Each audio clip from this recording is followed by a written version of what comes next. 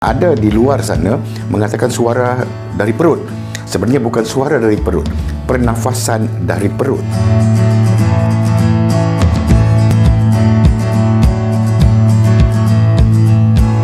Assalamualaikum warahmatullahi wabarakatuh. Salam sejahtera, apa khabar semua ahli-ahli kelab pidato perdana?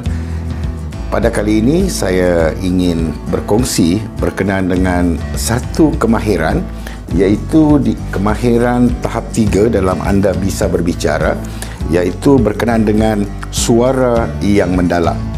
Mungkin ada di luar sana memikirkan bahawa suara yang mendalam itu, untuk memiliki suara yang mendalam memerlukan bakat ataupun secara semula jadi.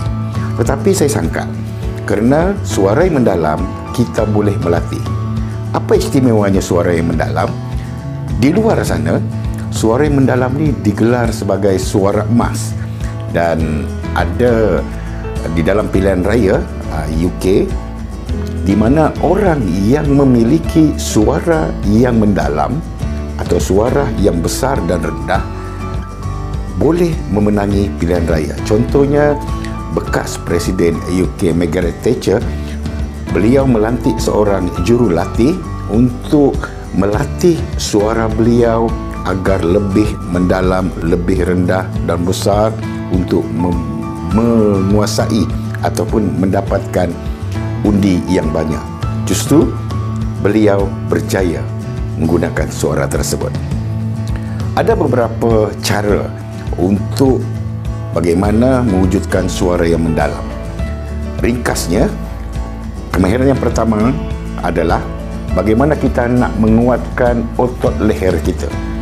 Kerana suara kita dipengaruhi oleh pita suara kita. Ada yang panjang, ada yang tebal, tetapi tidak semua memilikinya. Bagaimana pula orang yang memiliki pita suara yang pendek ataupun nipis?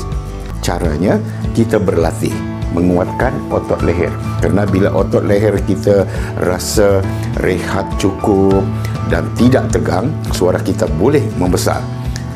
Bagaimana untuk menguatkan otot leher? Kita boleh membuat latihan. Contohnya, kita boleh pusingkan leher kita secara perlahan-lahan dan balas semula, dan pastikan leher kita pegang begini dan cuba bersuara. Au, wow, wow, wow, dan pastikan terdapat getaran di bahagian kawasan leher kita. Itu latihan yang pertama. Yang kedua adalah bagaimana untuk mengawal pernafasan dalaman. Ya, pernafasan dalaman, kerana ada di luar sana mengatakan suara dari perut. Sebenarnya bukan suara dari perut, pernafasan dari perut. Pernafasan dari perut dan suara kita keluar daripada rongga dada. Bagaimana cara pernafasan yang betul? Kita tarik nafas dan hembuskan secara perlahan. Pastikan apabila anda menarik nafas, bahu anda tidak terangkat dan biarkan udara berkumpul di dalam rongga badan kita. Boleh? Dan yang ketiga adalah bagaimana untuk mewujudkan suara yang mendalam ni, kita berlatih menguap.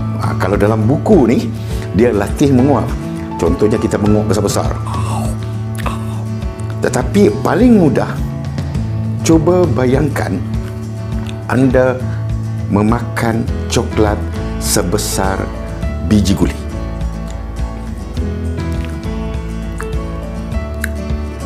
Dan pastikan dan bayangkan anda memakan coklat sebesar buku ini. Dan selanjutnya, anda bayangkan bagaimana memakan coklat sebesar rumah. Kita berlatih bagaimana membesarkan rongga mulut kita.